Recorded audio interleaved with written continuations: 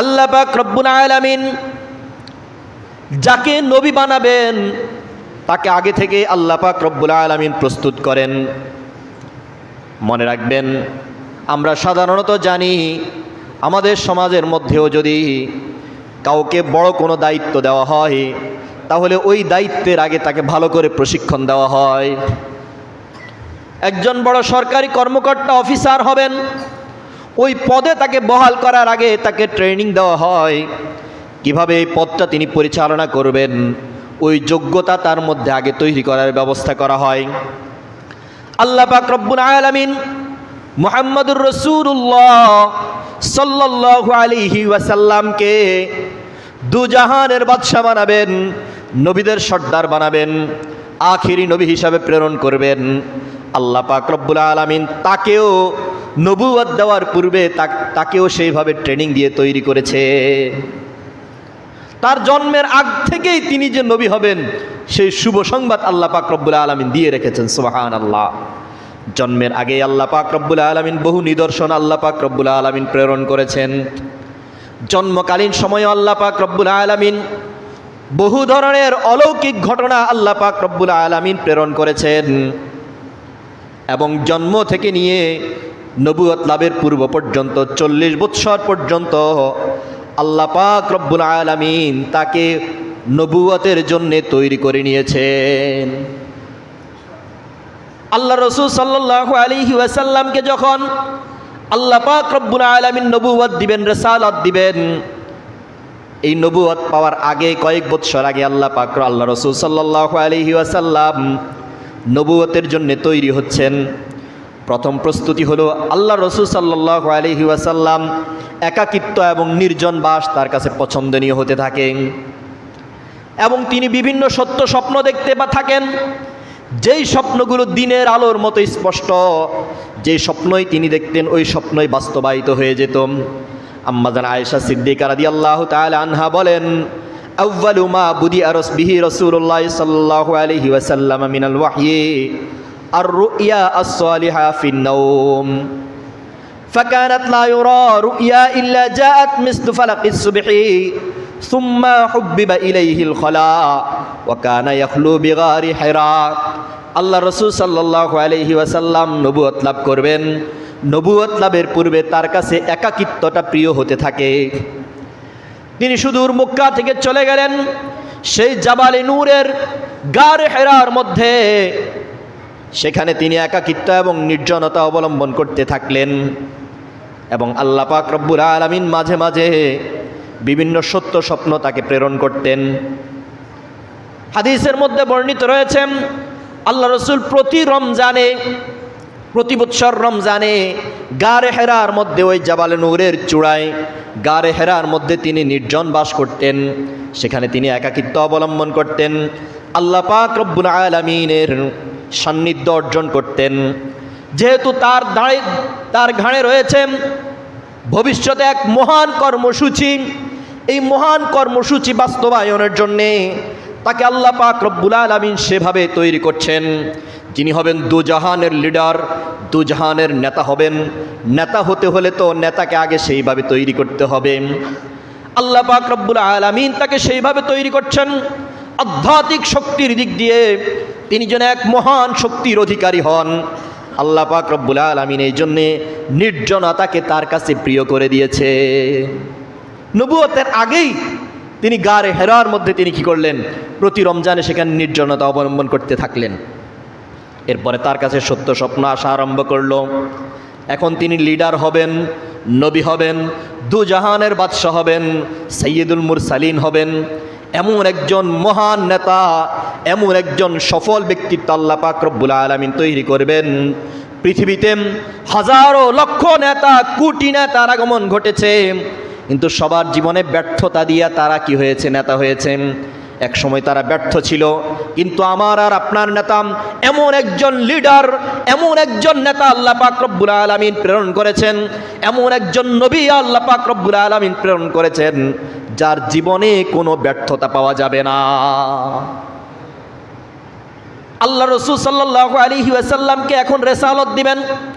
নবী হওয়ার পূর্ব মুহূর্তের অবস্থাটা হলো এমন, আল্লাহ রাসূল সাল্লাল্লাহু আলাইহি ওয়াসাল্লাম যখন পেশাব পায়খানার জরুরত হতো, প্রয়োজন হতো, মক্কা থেকে অদূরে তিনি চলে যেতেন, গাছ বা বাগানের মধ্যে তিনি চলে যেতেন। পাথরের পাশ দিয়ে তিনি যখন যেতেন, পাহাড়ের পাশ দিয়ে তিনি যখন যেতেন, নির্জন একাকী তিনি হেঁটে চলে যেতেন। আল্লাহ রসুল বলেন, আমি একাকী একটি বাগান দিয়ে হেঁটে যাচ্ছি, পিছন থেকে আমাকে সালাম দিচ্ছে কেউ যেন, আসসালাতু আসসালামু আলাইকা ইয়া রাসূলুল্লাহ। আমি পিছন তাকায়া দেখি কেউ নাই। পরে আমি বুঝতে পারলাম গাছের ঢাল নত হয়ে আমাকে সালাম দিচ্ছে। আমি পাহাড়ের পাশ দিয়ে হেঁটে যাচ্ছি, পাহাড়ের ওই পাথরগুলো আমাকে লক্ষ্য করে বলছে, আসসালামু আলাইকা ইয়া রাসূলুল্লাহ, হে রসুল আপনার উপরে সালাম। এভাবে আল্লাহর রসুলকে অভিবাদন দিত। হযরতে জাবির ইবনে সামুরা রাদিয়াল্লাহু তাআলা আনহু থেকে বর্ণিত, ক্বালা রাসূলুল্লাহ সাল্লাল্লাহু আলাইহি ওয়াসাল্লাম বলেন, আল্লাহ রাসূল সাল্লাল্লাহু আলাইহি ওয়াসাল্লাম ইরশাদ ফরমান, ইন্নী লাআরিফু হাজরান বিমাক্কা, আমি মক্কার একটা পাথরকে আমি এখনো চিনি, কানা ইউসাল্লিমু আলাইয়া ক্বাবলা আন ইউবআসা, আমাকে নবুয়ত দেওয়ার আগে যে পাথরটা আমাকে নিয়মিত সালাম দিত। একটা পাথর, মক্কার একটা পাথরকে আমি এখনো চিনি, ওই পাথরের পাশ দিয়ে যখনই আমি হেঁটে যেতাম, ওই পাথরটা আমাকে সালাম দিত, সালাম দিয়ে বলতো, আসসালামু আলাইকা ইয়া রাসূলুল্লাহ, সুবহানাল্লাহ, ইন্নী লাআরিফুহাল আন, আমি এখনো তোমাদেরকে ওই পাথরটা দেখাতে পারবো, এখনো আমি ওই পাথরটাকে চিনি। হযরতে আলী রাদিয়াল্লাহু তাআলা আনহু বলেন, একবার আমি রাসূলের সাথে কোথাও নির্জনে হেঁটে যাচ্ছি, আমি দেখলাম ফামাস্তাকবালাহু জাবালুন ওয়ালা শাজারুন ইল্লা ওয়া হুয়া ইয়াকুল, আসসালামু আলাইকা ইয়া রাসূলুল্লাহ। হযরত আলী রাদিয়াল্লাহু তাআলা আনহু বলেন, আমি রাসূলের সাথে এক জায়গা দিয়ে হেঁটে যাচ্ছি, নির্জন জায়গা, কোনো মানুষ নয়, জনমানবহীন জায়গা। আমি হেঁটে যাচ্ছি, আমি লক্ষ্য করলাম আশেপাশের পাহাড়গুলো, গাছগাছালিগুলো, পাথরগুলো সমস্বরে আমার প্রিয় হাবিব সাল্লাল্লাহু আলাইহি ওয়াসাল্লামকে অভিবাদন জানিয়ে বলছে, আসসালামু আলাইকা ইয়া রাসূলুল্লাহ। আল্লাহু আকবার! এমন একজন নবীর আমরা উম্মত, শুধু মানুষ নয়, গাছগাছালি, পাথর পর্যন্ত, পাহাড় পর্যন্ত তাকে সালাম দিত, সুবহানাল্লাহ। এবং সকলে যেন আল্লাহ রাসূল সাল্লাল্লাহু আলাইহি ওয়াসাল্লামকে নবী হবেন, নবী হওয়ার পূর্ব বার্তা স্বরূপ আল্লাহ রাসূল সাল্লাল্লাহু আলাইহি ওয়াসাল্লামকে সবাই যেন অভিবাদন জানাচ্ছেন। সবাই বোঝাতে চাচ্ছেন আপনি দুজাহানের বাদশা হবেন, আপনি সাধারণ কোনো মানুষ নয়। পৃথিবীতে যত নবী রসুল আগমন করেছে, আপনি সকল নবী রসুলের সর্দার, আপনি হলেন আখেরি নবী, আপনি হলেন সরওয়ার দুজাহান, আপনি হলেন সাইয়্যিদুল মুরসালিন, আপনি হলেন বাবা আদম আলাইহিস সালাতু ওয়াস সালামের জন্য গর্ব। এই জন্য কবি বলেন, আদম কে লিয়ে ফখর ইয়া আলী নসবি হ্যায়, মক্কি মদনী হাশিমি ও মুত্তলিবি হ্যায়, পাकीज़ा तरज़ अर्श समा जन्नत फिरदौस, आराम गहे पाके रसूल अरबी है, उस जाए तेरी चीत से आया अब्र करम आज, जो आग मेरे सीनों में मुद्दत से लगी है, आए बहर करम सदका हुसैन इब्न अली का, आए बहर करम सदका हुसैन इब्न अली का, प्यासा हूँ मुझे शरबत दीदार पिला दो। सुबहानाल्लाह। এমন একজন নবীর আমরা উম্মত, যেই নবী হলেন আদম আলাইহিস সালাতু ওয়াস সালামের জন্য গর্ব। পৃথিবীতে যত জাতি আগমন করেছেন, সকল জাতির মধ্যে শ্রেষ্ঠ জাতি আল্লাহ পাক রব্বুল আলামিন শ্রেষ্ঠ বংশে, কুরাইশ বংশে আমার নবীকে প্রেরণ করেছে। এখন প্রশ্ন হলো, নবী করিম সাল্লাল্লাহু আলাইহি ওয়াসাল্লাম নির্জন বাসের জন্য নবুয়তের পূর্বে তিনি গারে হেরাতে গিয়ে কি করলেন? নির্জন বাস করলেন, একাকিত্বে সেখানে ধ্যান করা আরম্ভ করলেন। আম্মাজান খাদিজাতুল কুবরা রাদিয়াল্লাহু তাআলা আনহা মাঝে মাঝে সেখানে গিয়ে তাকে কি করতেন? খাবার দিয়ে আসতেন। আল্লাহ রসুল সাল্লাল্লাহু আলাইহি ওয়াসাল্লামও মাঝে মাঝে বাড়ি থেকে এসে তিনি কয়েকদিনের প্রস্তুতি স্বরূপ খাবার নিয়ে যেতেন। গারে হেরা, জাবালে নূর, যারা হজের সফরে গিয়েছেন, যাদের ওঠার সৌভাগ্য হয়েছে, দেখেছেন কত উঁচু একটা পাহাড়। আল্লাহু আকবার! উঠতেই তো প্রায় 40 থেকে 45 মিনিট কি লাগে, সময় লাগে। তাও যদি জওয়ান হয়, বৃদ্ধ হলে তো উঠাটা খুবই মুশকিল। প্রথমে বিশাল একবারে মক্কা মুকাররমার মধ্যে অনেকগুলো পাহাড় আছে, এর মধ্যে জাবালে নূর একটা আলাদা পাহাড়। আল্লাহু আকবার।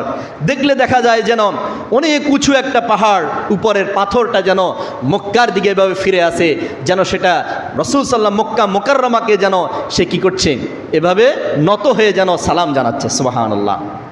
এত উঁচু পাহাড়, ওইখানে উঁচুতে উঠতে হয়, উঁচু থেকে আবার প্রায় অনেক দূর পর্যন্ত নিচুতে নামতে হয়, পাথরের মাঝখান দিয়ে অনেক কষ্ট করে ভিতরে যেতে হয় জাবালে গারে হেরা। আল্লাহ রসুল সাল্লাল্লাহু আলাইহি ওয়াসাল্লাম সেখানে নির্জন বাস করলেন। প্রশ্ন হলো, এত দূরে যাওয়ার কি প্রয়োজন? এত পাহাড়ের উপরে উঠে সেখানে কেন নির্জন বাস করলেন? ভাইরা আমার, এর পিছনে কয়েকটা কারণ আছে। একটা বড় কারণ হলো কুরাইশদের মধ্য থেকে যারা ইবাদত করত, নির্জন বাস করত, তাদের অভ্যাস ছিল তারা গারে হেরার মধ্যে গিয়ে নির্জন বাস করত। যেহেতু কুরাইশদের আগে থেকে এটা কি, তারা নির্জন বাসকে তারা গ্রহণ করে নিত। 2 নম্বর হলো আল্লাহ রসুল সাল্লাল্লাহু আলাইহি ওয়াসাল্লাম সত্য অনুসন্ধানের আগ্রহ নিয়ে তিনি সেখানে নির্জন বাস করতেন। 3 নম্বর হলো আল্লাহ রসুল সাল্লাল্লাহু আলাইহি ওয়াসাল্লাম সমাজের অন্যায় অবিচারে তিনি বিরক্ত হয়ে সমাজ থেকে তিনি দূরে সরে গিয়ে গারে হেরার মধ্যে নির্জন বাস করতেন। দেখতেন আমি এমন এক সমাজের মধ্যে বসবাস করছি যে সমাজ একটি বর্বর সমাজ, মানুষের কোনো মূল্য নাই, জীবন্ত কন্যাকে যেখানে দাফন করা হয়, এমন একটা সমাজ ব্যবস্থার মধ্যে যেখানে সুদের ছড়াছড়ি, যেখানে মাদকের ছড়াছড়ি, যেখানে নেশাদ্রব্যের ছড়াছড়ি, যেখানে জুলুম আর অন্যায়ের ছড়াছড়ি, এমন এক সমাজ ব্যবস্থার মধ্যে টিকে থাকা আমার জন্য খুবই কঠিন। এই কারণে এই সমাজ থেকে দূরে গিয়ে তিনি নির্জন বাস করতেন আর চিন্তা করতেন কিভাবে এই সমাজ ব্যবস্থাটাকে চেঞ্জ করা যায়, কিভাবে এই সমাজ ব্যবস্থাটাকে পরিবর্তন করা যায়।